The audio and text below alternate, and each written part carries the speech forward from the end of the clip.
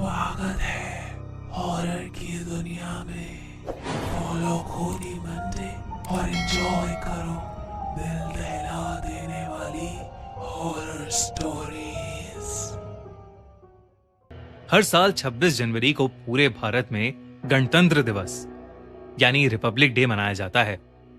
इस national holiday के दिन सुबह राजघाट पर एक बहुत बड़ी परेड होती है और कई स्कूल्स कॉलेजेस में सेलिब्रेशन भी की जाती है। लेकिन एक रिपब्लिक डे एक छोटे से शहर में एक लड़के के साथ कुछ ऐसा हुआ जिससे उसकी जिंदगी बदल गई। ये कहानी 1990 की है और ये एक सच्ची घटना पर आधारित है। अखिल 10 साल का था और सर्दी का महीना चल रहा था और अखिल अपने दादा दादी के पास रहने आया हुआ था। उसके दादा दादी जयपुर से कुछ 150 किलोमीटर दूर देओली में रहते थे। जयपुर में रहने वाले अखिल को देओली इतना पसंद नहीं था क्योंकि वो बहुत छोटा सा था और वहां ज्यादा कुछ करने के लिए नहीं था। पर अपने दादा दादी का लाड प्यार अखिल को हर सर्दियों की छुट्टियों में उनके घर खींच लाता था। दादा दादी के साथ उसके चाचा चाची भी रहते थे और चाची स्कूल में एक टीचर थी। अगले दिन रिपब्लिक डे था और अखिल की चाची जिस स्कूल में पढ़ाती थी उसमें रिपब्लिक डे सेलिब्रेशंस हो रहे थे। अखिल को रिपब्लिक डे की सेलिब्रेशंस या फिर उसकी इंपॉर्टेंस में कोई भी इंटरेस्ट नहीं था, पर वो रिपब्लिक डे के दिन अपने दादा दादी के साथ स्कूल में आ गया था।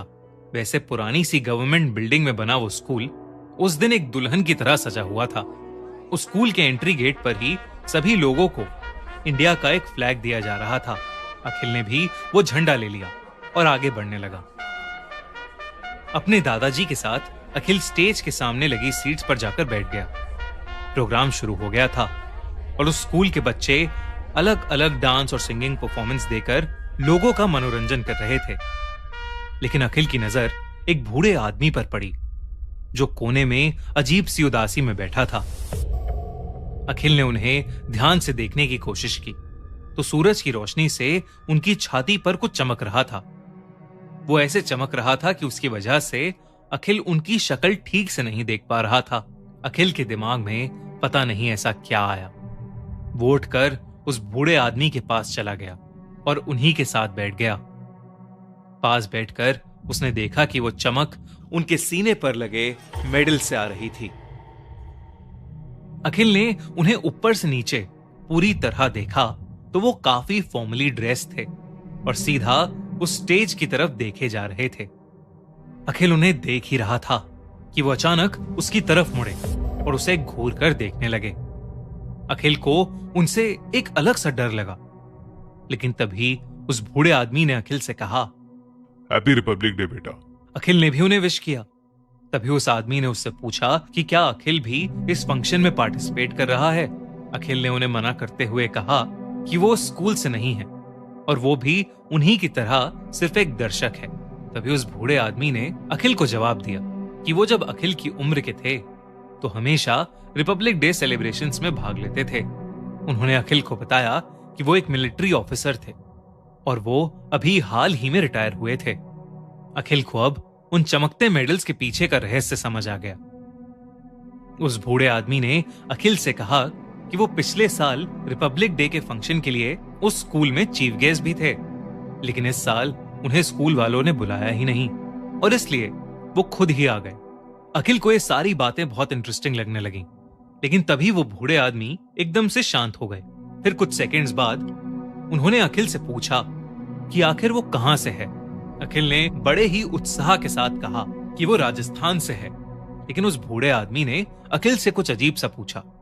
उसने अखिल से पूछा, राजस्थान से या इंडिया से? अखिल कुछ समझा नहीं। अखिल को उनका यह सवाल समझ नहीं आया। तभी उस बूढ़े आदमी ने तेज आवाज में कहा, I am captain Jaisingh from India. उनकी आवाज से अखिल के रोंगटे खड़े हो गए।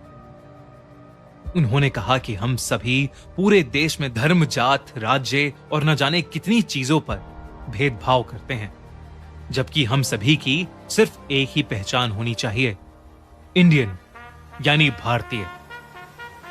अखिल जो पहले इन सब बातों के बारे में कभी नहीं सोचता था, अब उसके मन में इंडिया और इंडियन आर्मी के लिए एक नई रिस्पेक्ट जाग रही थी। अखिल और जय सिंह काफी समय तक बातें करते रहे। कुछ ही देर में फंक्शन की आखिरी परफॉर्मेंस भी खत्म हो गई। अखिल चाहता था कि उसके दादा भी कैप्टन जय सिंह से मिल पाएं, इसलिए वो अपने दादा को बुलाने के लिए अपनी सीट पर वापस गया। वो अपने दादाजी को लेकर जब तक कैप्टन के पास आया तब तक कैप्टन वहां से जा चुके थे। अब उस सीट पर कोई नहीं बैठा था। अखिल ने जगह जगह उन्हें ढूंढने की कोशिश की, पर वो उसे कहीं नहीं मिले। अखिल के दादा पहले ही उससे थोड़ा गुस्से में थे, क्योंकि वो पूरे फंक्शन में गायब था, इसलिए उन्हें अखिल की बात झूठी लग रही थी। पर जैसे ही अखिल ने बताया कि जिनसे वो मिला उनका नाम कैप्टन जय सिंह है, तो अखिल के दादा एकदम से शांत हो गए। अखिल को अपने दादा को देखकर ऐसा लग रहा था कि जैसे उस कैप्टन का नाम सुनकर उसके दादाजी के होश ही उड़ गए हों। लेकिन उसके दादा ने बिना कुछ बोले अखिल का हाथ पकड़ा और उसे स्टेज के पास ले गए। वहां अखिल ने देखा कि एक बूढ़े आदमी की फोटो पर हार चढ़ा हुआ था। वो बूढ़ा आदमी और कोई नहीं बल्कि कैप्टन जय सिंह था, और उस फोटो के नीचे लिखा था, in the loving memory of captain जय सिंह। अखिल के दादा ने उसे बताया कि कैप्टन जय सिंह 6 महीने पहले ही गुजर गए थे और हमेशा के लिए अमर हो गए थे। अखिल को न अपनी आंखों पर विश्वास हो रहा था और ना ही अपने दादाजी की बातों पर। उस दिन मानो अखिल की जिंदगी ही पलट चुकी थी। वो शायद उस दिन को कभी नहीं भूल पाएगा। आखिर कैप्टन जय सिंह ने उसकी आंखें जो खोल दी थीं। उस दिन अखिल ने डिसाइड किया था कि वो बड़ा होकर कैप्टन जय सिंह की तरह एक आर्मी ऑफिसर बनेगा, और अखिल वाकई बड़ा होकर इंडियन आर्मी में एक मेजर बना। उस दिन अखिल ने जिसे देखा वो शायद कैप्टन जय सिंह की आत्मा ही थी। इस कहानी से हमें यह समझ आता है कि हर भूतिया कहानी डरावनी नहीं होती और हर भूत आपको मारना नहीं चाहता। कुछ कहानियां ऐसी भी होती हैं जो हमेशा के लिए आपकी जिंदगी अच्छे के लिए